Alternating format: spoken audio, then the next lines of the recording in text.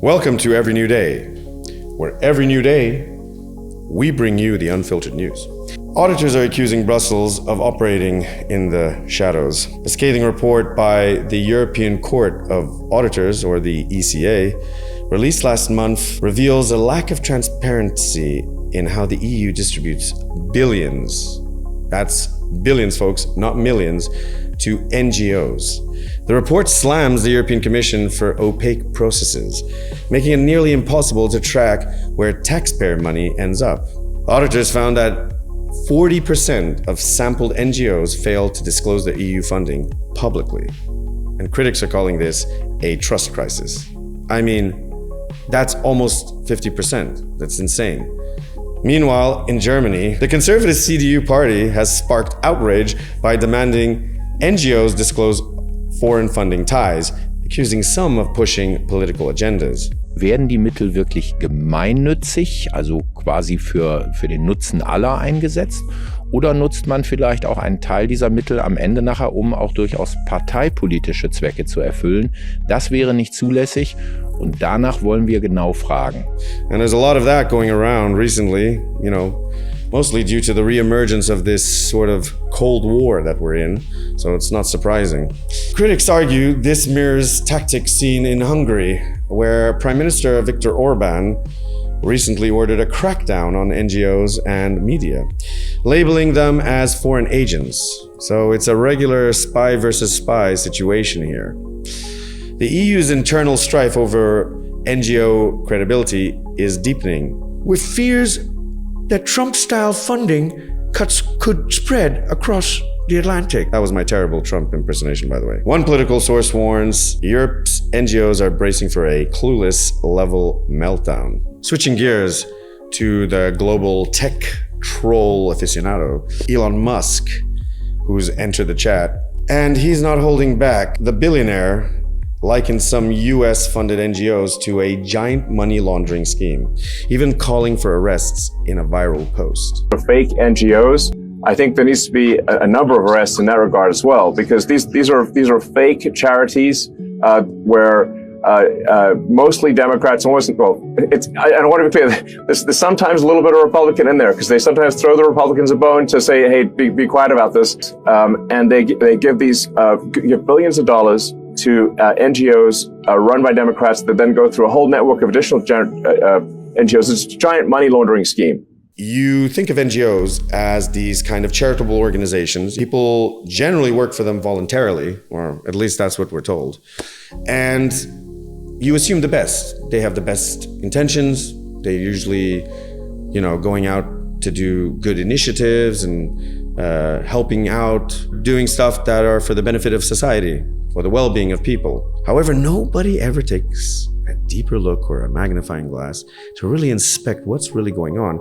And that's part of the problem, because we just take it for granted. A lot of the funding is coming out of our governments, especially in this case, the EU. And no questions are asked because we just assume the best. We already know where good intentions lie in most cases, especially when money is at the heart of it all. While Musk's comments target American groups, the EU isn't immune to skepticism. Critics argue his Dogecoin meme energy distracts from legitimate NGOs doing life-saving work. And you'd assume that actually there are a lot of NGOs that do good stuff out there. But do we really know? Especially when there's no oversight happening. The debate raises the popular adage, show me the money. Show me the money. I need to feel you, Jerry. Show me the money. Jerry, you better yell. Show me the money. Who's accountable when funds go rogue? Back in Brussels, the EU remains a top NGO funder, dishing out 1.4 billion annually. I mean, you can't even quantify that amount. 1.4 billion. I mean, what is that?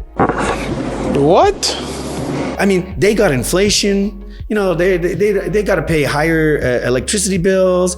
There's a bunch of issues going on right now. You got the whole crisis going on in Ukraine, and now God knows what else. And you've got 1.4 billion, right, going annually to programs. And if you look at this website, right, they list down all these different NGOs, right?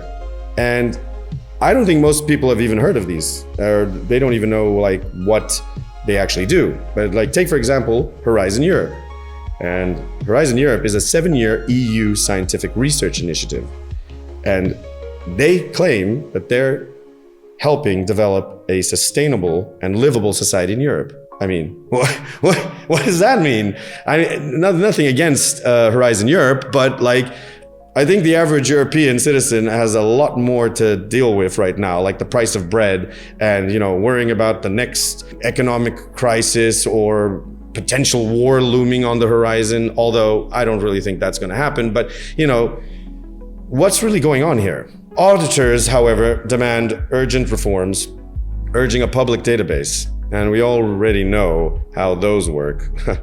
Need I remind y'all, back in 2000 and what was it, 23? NGOs like Amnesty International and Greenpeace, which we all know, they rely heavily on EU grants. And yet, smaller groups struggle to navigate the whole bureaucratic mumbo-jumbo. It would seem like what most average Europeans are already accustomed to, which is the European bureaucracy. This applies for EU funds, and it kind of feels like solving a criminal cold case. It's mysterious, frustrating, I mean, really frustrating, and full of red tape. The Commission insists transparency is a priority, but with trust eroding, the pressure's on to avoid a backlash from society. In closing, let's not forget the role of NGOs in shaping the current European political landscape. From climate action to refugee aid. Two contentious, controversial topics that have kind of divided European society on both sides of the political aisle. However, NGOs are the front line in what most Europeans and Eurocrats deem as European democracy. They're loud, diverse, and sometimes chaotic. Maybe a bit more than sometimes, especially now. But without transparency, even the best intentions risk becoming a nightmare of mismanagement. As the EU vows reforms, I guess we'll be watching for now. This was ENDtv News. Thank you for watching. And if you liked this video, please like, subscribe, and share for more.